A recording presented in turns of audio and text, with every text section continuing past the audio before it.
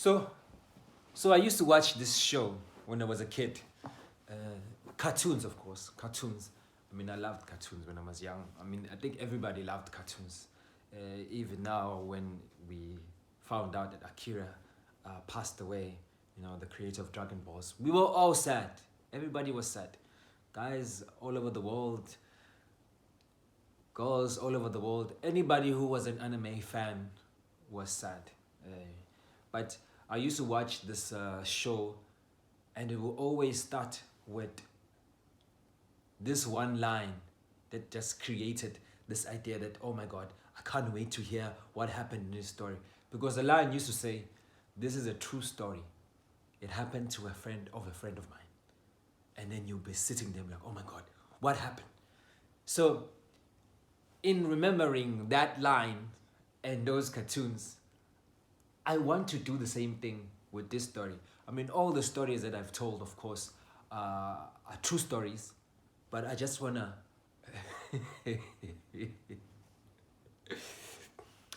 I just wanna create a suspense for you to try and figure out, oh my God, I can't believe this is true. But this is a true story. It didn't happen to anybody I know. It happened to us, me and my family.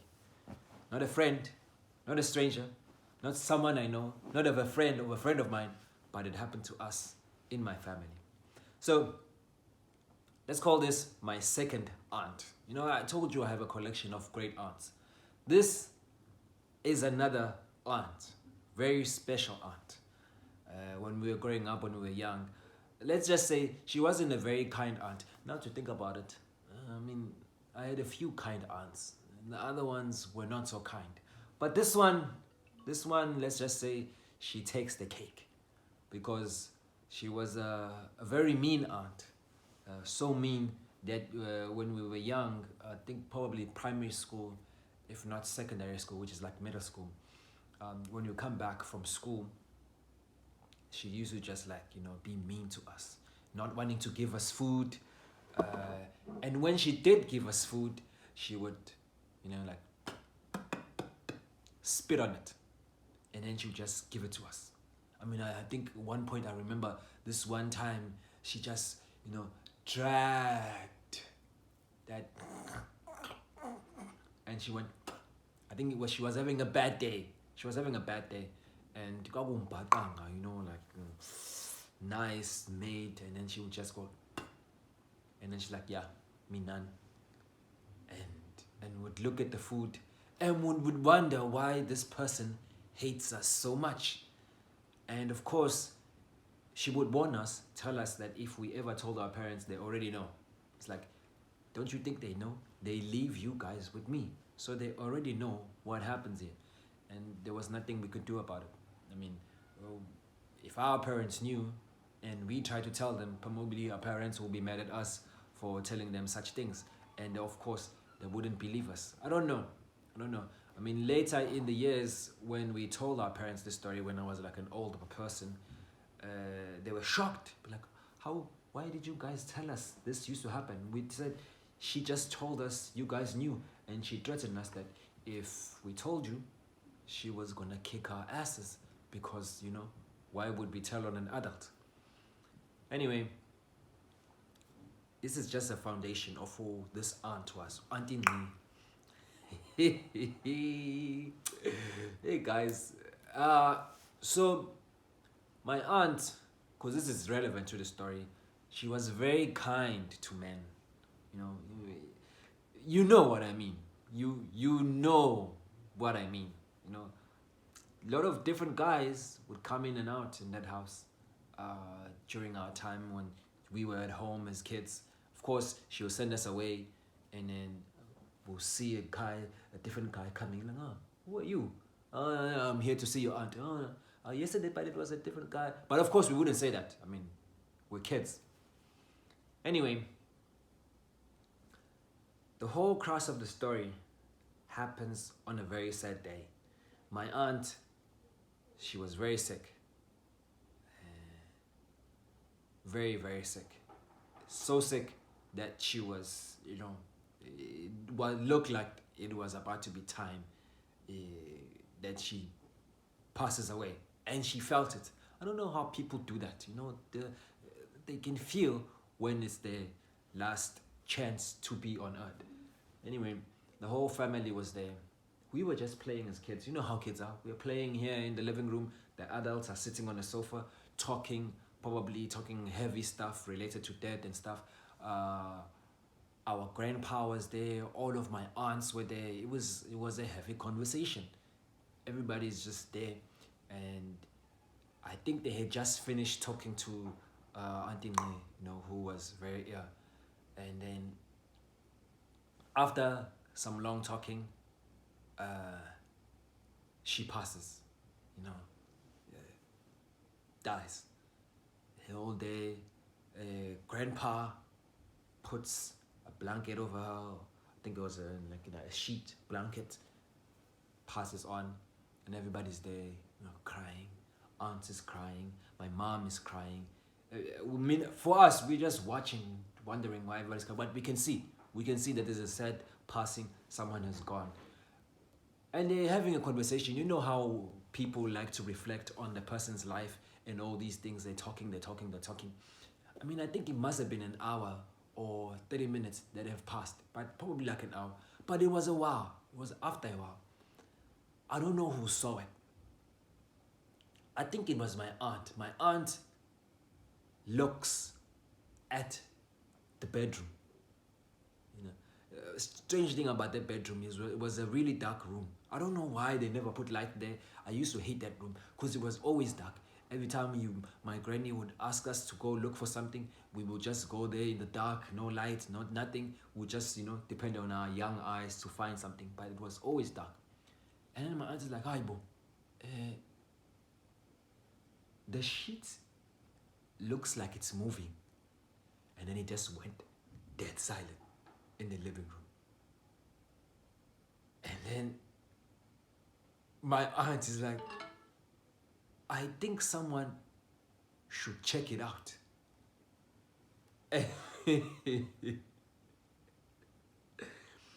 Of course, nobody wanted to go check it out, but all eyes instantly went and they looked at my grandpa, and then I could see in his face, it was like, fuck. And then he goes to the he goes to the room, and then he pulls off the sheet or blanket. And then I swear to you, I could never make this up because I was there as a kid watching, and she just goes. Nobody needed to tell anybody what's happening.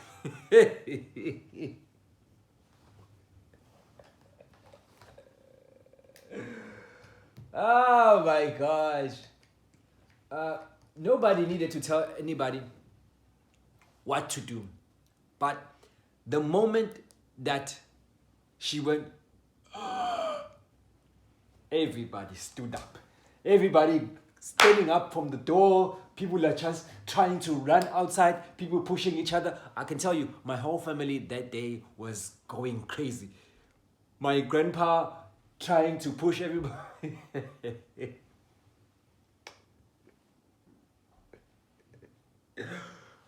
The problem is, we kids, we don't know what's going on.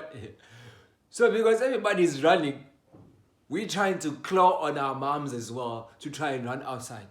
And then after everybody has ran outside, because they're all shocked, someone says, someone needs to go back inside and check if she's okay. And people start murmuring, who's going to check, who's going to check, who's going to check. And then, of course, just like usual, everybody's eyes goes to my grandpa. And he's like, fuck. And then he goes back inside and people are walking slowly towards him. But they stand right in front of the door and they watch. And then he goes back inside and he has a conversation. And then he comes back outside. And then he tells everybody, she's come back to life. Basically, my aunt has come back to life. I think there was just like almost like a heavy drop first. I don't know if it was a sense of joy or a sense of worry, but everybody started slowly going back in to try and talk to her.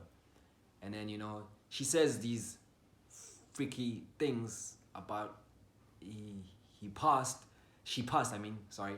She passed, and then I think she met her mother somewhere. Me, I'm not a realm believer, but she said she met her mother and she talked to her mother in a different room, and then her mom told her to come back to tell the truth about why she was ill and then why she passed. Because, apparently there's been a story that she was, witched, bamtagatil. But apparently that wasn't the truth. Truth was she was ill, had a virus.